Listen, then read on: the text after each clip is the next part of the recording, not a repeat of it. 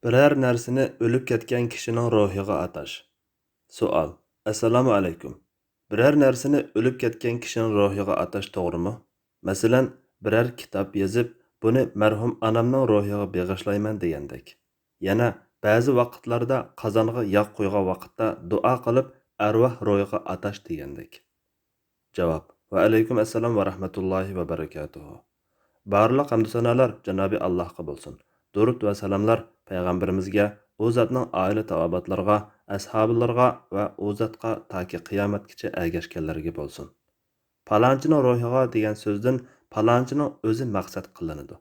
Ruhi maqsad qilinadi degan taqdirdami, o'lganlarning ruhi o'lim bilan yo'qolib ketmaydi.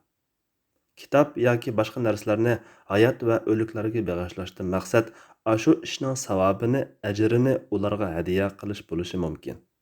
Undaq bo'lgan ahvolda bu olimlar o'ttirisida qadimdan tartib o'xshamagan yakunlar chiqarilgan masala bo'lib, kuchli qarashda musulmon kishi qilgan solih amallarning savobini musulmon kishiga hadya qilsa joiz bo'ladi. Ikkinchi kishiga savobi yetadi. Buningga asosan kitob yozgan, tarjima qilgan kishi o'qirmanlarning foydalanishidan hosil bo'lgan savobni meyitga yoki hayot shaxsga hadya qilsa bo'ladi. Lekin beg'ishlama yozganlarning hammasi buni maqsad qilmasligi mumkin. Masalan, ba'zilarning beg'ishlama yozishdan maqsadi savob hadya qilish bo'lmasdan, balki ota-onasi yoki ustozi yoki undan boshqa biror shaxs yoki bir guruh kishilarga qarata o'zining hurmatini, sadoqatini, tashakkurini, mamnunligini, so'ygusini va qadrlaydiganligini ifodalash bo'lishi mumkin. Bu cheklanadigan ish emas. Endi qozonga yog' qo'yish, yog' puritish degandek ishlar boshqa bir din faoliyatlarining qoldig'i bo'lsa kerak. Chunki dinimizda o'lik bilan yog' puritishning hech munosabati yo'q.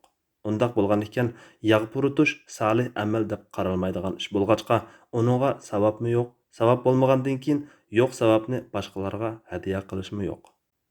Agar yog'da qo'ymoqqa o'xshash biror tomoq tayyorlab yoki yog'siz qilib yemak tayyorlab, uni kambag'allarga sadaqa qilib, savobini o'lgan kishilarga atsa, buning savobi o'likka yetadi. Bundaq sadaqani ma'lum oyda qilishning alohida fazilati bo'lmasdan, yil bo'yi qilsimi mayli bo'ladi. Vallohu a'lam bis-savob. Alloh eng to'g'risini bilguchidir. Fatvoda doktor Abdul Aziz rahmatulloh. Fatvolar majmuasi 2-tom. 115 numurliq fatvo.